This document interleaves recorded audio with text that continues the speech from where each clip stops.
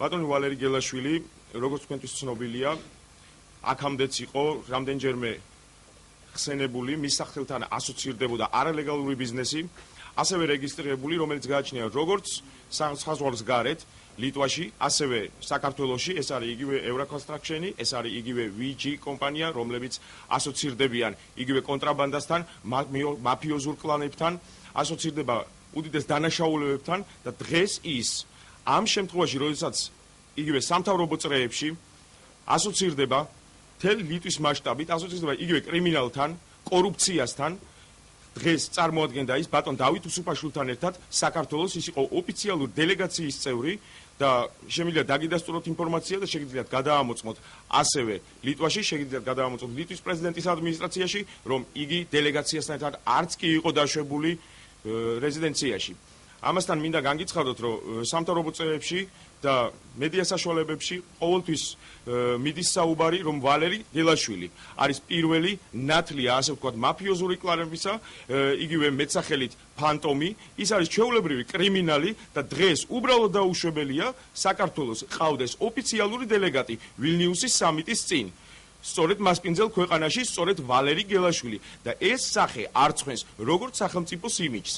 არ ცხენს დეპუტატის მანდატს, უბრალოდ დაუშვებელია, გაგრძელდეს მითი უფლებამოსილება როგორც საქართველოს პარლამენტის წევრისა და მოუწოდებთ საქართველოს პარლამენტის თავმჯდომარეს ბატონ დავით უსუფაშვილს, რომ დააყენოს საქართველოს პარლამენტში საკითხი დავით გელაშვილის უფლებამოსილების შეწყვეტის თაობაზე.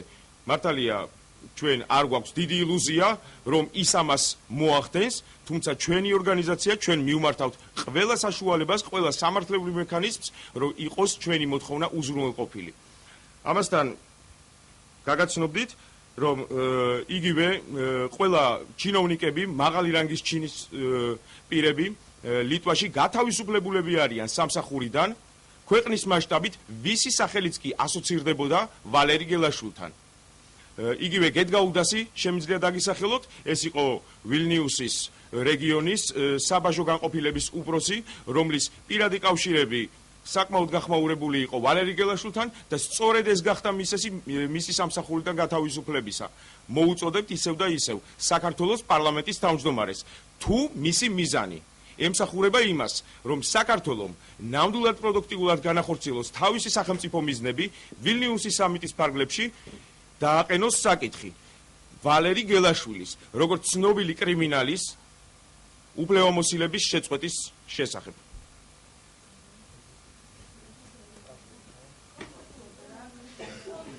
ის ასოცირდება, მოგახსენებთ, ჩვენს მიერ ყველაფერი სახეზეა, შეგიძლიათ გაეცნოთ დასავლურ პრესას, ძალიან ადვილი ხელმისაწვდომია ეს ინფორმაცია, შეგიძლიათ დაუკავშირეთ იქაურ საგამოძიებო ორგანოებს და გამოითხოვოთ ინფორმაცია, თუ როგორ დააღწია მან პასუხისმგებლობას თავი და რომ ეს ერთ-ერთი მექანიზმი ძირითადი იყო სწორედ მისი დეპუტატის მანდატი. და ის იყენებს სწორედ ბოროტად თავის უფლებამოსილებას, ის აგრძელებს თავის საქმიანობას და VG კომპანი, რომელიც მას რეგისტრირებული აქვს სწორედ ლიტვაში და მან გადასცა სწორედ მმართველობა მის შვილზეა გადაფორმებული, თუმცა რა თქმა უნდა არალეგალურად რეალურად ის მართავს, ის არის მმართველი ამ კომპანიისა და ეს კომპანია შენიშნულია როგორც თამბაქოს, ასევე სხვადასხვა ნაწარმის, ასე ვთქვათ, კონტრაბანდაში მთელი ლიტვის მასშტაბით.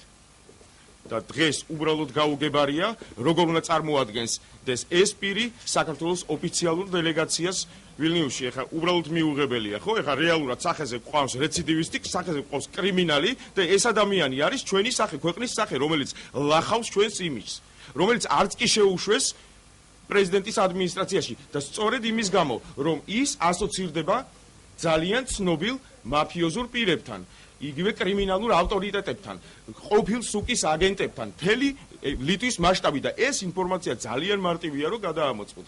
ყველაფერი არის ხელმისაწვდომი, თქვენ შეგიძლიათ დაუკავშირდეთ ასევე ლიტვის პრეზიდენტის ადმინისტრაციას, სადაც დაგიდასტურებენ, რომ ვალერი გელაშვილი ვერც ესწრებოდა დელეგაციასთან ერთად იმ შენობაში შეშვებულიც კი არ იქნა და ეს ადამიანი მინდა გავამახვილო ყურადღება, დღეს არის ოფიციალური წარმოადგენელი ლიტვაში, ის არის საქართველოს სახე. სამარცხვინოა ეს ქვეყნისთვის. მოვითხოვთ ისევ და ისევ.